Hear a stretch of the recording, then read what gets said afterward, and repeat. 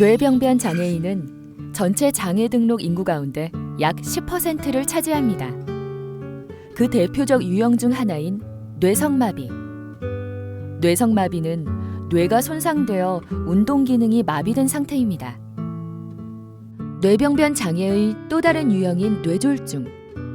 뇌졸중은 뇌에 혈액을 공급하는 혈관이 막히거나 터져서 뇌 손상이 오고 그에 따른 신체 장애가 나타나는 것을 말하며 또한 외부에서의 힘이 뇌를 손상시켜 일어나는 외상성 뇌 손상 역시 뇌병변 장애의 대표적인 유형에 속합니다. 걷거나 일상생활을 하는데 제한을 받는 것은 뇌병변 장애인의 공통적인 특징으로 꼽힙니다. 그런데 뇌병변 장애인을 둘러싼 비장애인의 오래된 편견이 있습니다.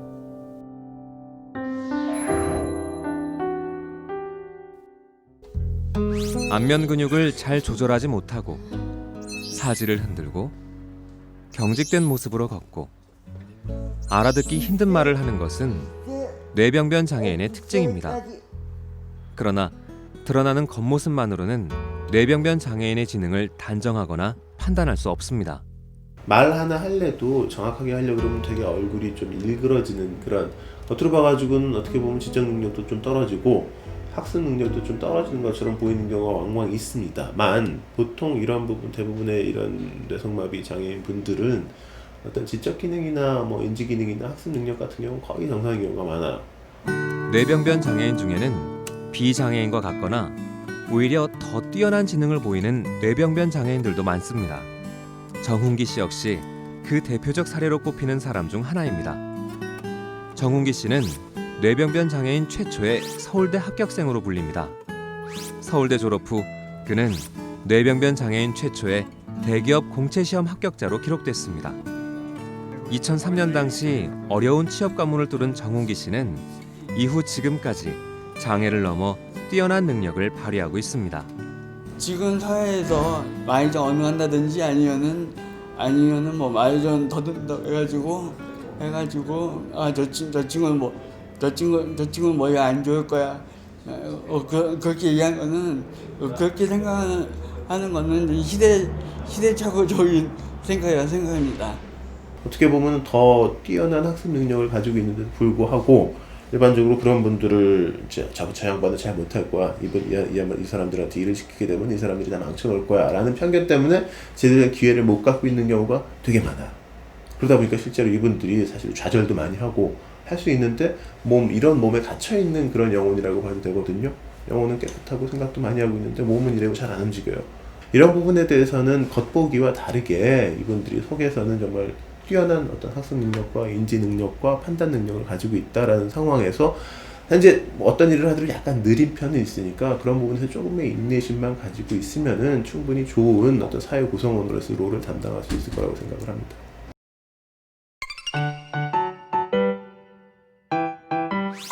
봉사활동을 하러 가서 중증 뇌병변 장애인을 만난 적이 있는데 침대에서 휠체어로 옮겨드리려고 했다가 그분의 몸이 뻣뻣하게 굳어서 깜짝 놀란 적이 있습니다.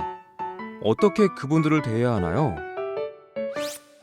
뇌병변 장애인을 안거나 업어서 옮길 때 혹은 휠체어에 옮겨 태울 때 자연스럽게 몸이 닿을 수밖에 없습니다.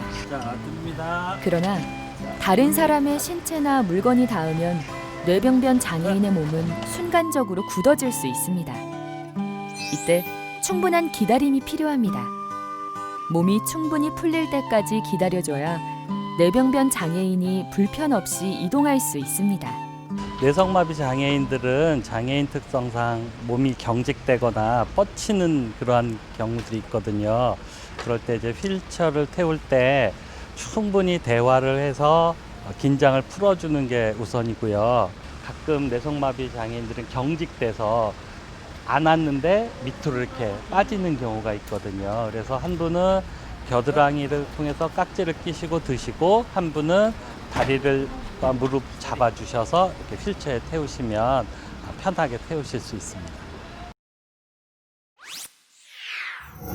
뇌병변 장애인과 대화를 나눈 적이 있었는데 제대로 알아들을 수가 없는데도 제 나름으로는 배려를 해야 한다 싶어 알아듣는 척 했습니다. 그런데 그분이 갑자기 질문하셔서 당황했던 적이 있습니다. 뇌병변 장애인과 대화를 할 때는 어떻게 해야 할까요? 사실 언어 장애를 가지고 있는 뇌병변 장애인과 대화를 나누기는 쉽지 않습니다. 관광, 네. 특히 뇌병변 장애인은 낯선 사람들 앞에서는 긴장이 생겨 발음에 곤란을 느끼게 됩니다. 안면 근육의 경직이 더 심해지기도 합니다. 이런 이유로 뇌병변 장애인의 말은 더욱 알아듣기 힘들게 되는 경우가 많습니다. 그런 경우 그냥 넘어가기보다는 다시 말해달라고 요청하는 것이 좋습니다. 네? 선생님 다시 한 번만 말씀해. 제가 못 들었어요. 장애인의 의사를 정확하게 파악하는 것은 매우 중요하기 때문입니다. 4시간, 4시간 걸린다고요?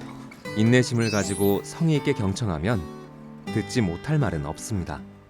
언어장애가 있으신 뇌병변 장애인분들과 대화하실 때는 좀 차분히, 충분히 시간을 가지고 대화하시는 배려가 필요하고, 언어장애가 심한 뇌병변 장애인분들과 대화하실 때는 글이나 문자 같은 그런 필담 형식으로도 많이 하시고, 아니면 통신용 자판, 기타 전자장치 같은 의사소통 보조기구를 활용해서 의사소통하는 방법도 있습니다.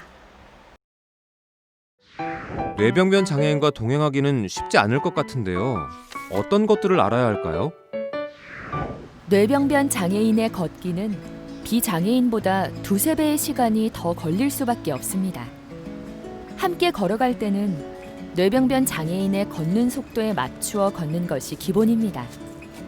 만약 함께 가는 도중 뇌병변 장애인이 넘어졌을 경우 괜찮으세요? 바로 일으켜 세우는 것은 바람직하지 않습니다.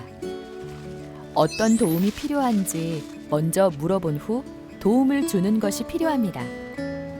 또한 가는 도중 음료수를 권할 때는 미리 빨대를 꽂아주는 것이 좋습니다. 뇌병변 장애인 의사에 따라 이동하되 휠체어를 이용할 때에는 이동 방향을 일러주고 장애인이 불안해하지 않도록 도와줘야 되고요. 그리고 항상 뇌병변 장애인 주변에 목발이나 휠체어를 준비해서 언제든지 이용 가능하게 도움을 주면 좋을 것 같습니다. 또한 동선을 고려해서 장애물이나 턱이 없는 곳을 살펴보고 뇌병변 장애인에게 알려주어야 합니다.